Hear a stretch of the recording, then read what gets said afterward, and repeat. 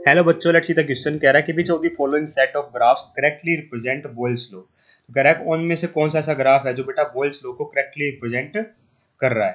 तो देखिए बेटा, मेरा बोयल्स लॉ क्या होता है ये हमें पता होना चाहिए। बोयल्स लॉ क्या कहता है बेटा, ये सिंपल सी एक बात कहता है कि मेरा प्रेशर क्या होगा, इनवर्सली प्रोपोर्शनल टू वॉल्यूम होगा। कब होगा बेटा तब होगा बेटा जब मेरा टेम्परेचर और अमाउंट ऑफ गैस कांस्टेंट है। ऐसे बोल सकते हो कि the pressure exerted by gas is inversely proportional to the volume if given mass is kept at constant temperature. Mass and मतलब जो अमाउंट है बेटा, और वो क्या है, अमाउंट और मेरा टेम्परेचर बेटा कांस्टेंट है, तो क्या हो जाएगा बेटा, मेरा PV is equal to constant हो जाएगा बेटा।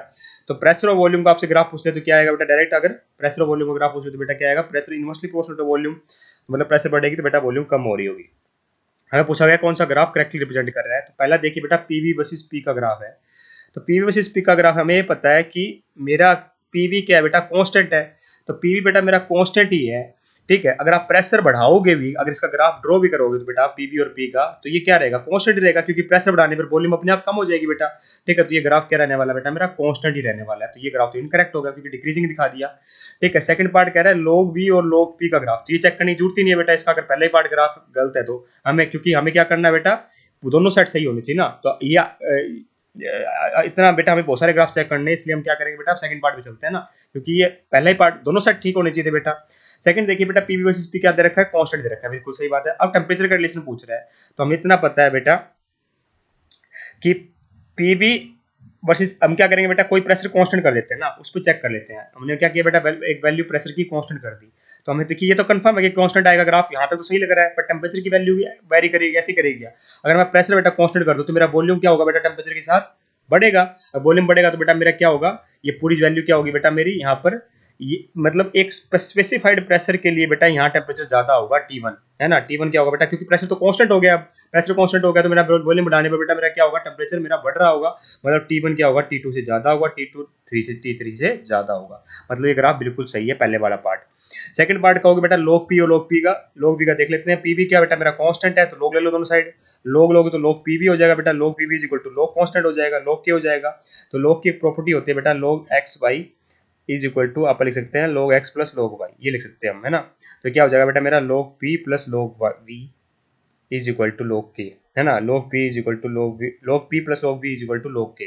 तो ये ग्राफ कैसा आ जाएगा बेटा, मेरा y is equal to M X plus C type equation नहीं बन रही बेटा, ये लॉग पी यहाँ पे लॉग वी है, ये हो जाएगा y is equal to M X plus C type equation. कैसे बेटा, मैं ऐसे भी लिख सकता हूँ इसको, log P is equal to minus log V plus log K. तो लॉग के हो गया बेटा यहाँ पे इंटरसेप्ट, ये क्या हो गया बेटा मेरा एक्स की वैल्यू, लॉग वी तो, और स्लोप क्या हो गया बेटा मेरा -1 हो गया। -1 हो गया तो बेटा नेगेटिव स्लोप होगा, तो ग्राफ नीचे की तरफ आएगा, और यही इसमें दिखा रखा है। इसका मतलब log V versus log P वाला ग्राफ भी ऐसा ही आता, ठीक है। पर वो तो पहले ही पार्ट गलत हो गया था, इसलिए हमें दूसरे को चेक करने की जरूरत ही नहीं पड़ी।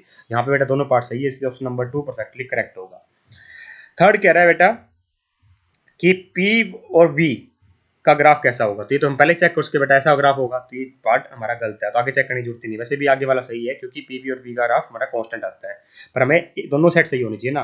फोर्थ कहता है कि आप देखिए, हाँ ये वाला पार्ट गलत हो गया, लॉग वी बस लॉग वी हम पहले देख चुके हैं बेटा, डिक्रीजिंग ग्राफ होगा, नेगेटिव स्लोप होता है, तो ये भी बार हो गया, है ना। और वैसे भी अगर आप इसका देखोगे तो ये तो सही हो सकता है बेटा, देखिए कैसे, P is equal to K by V हो गया, है ना।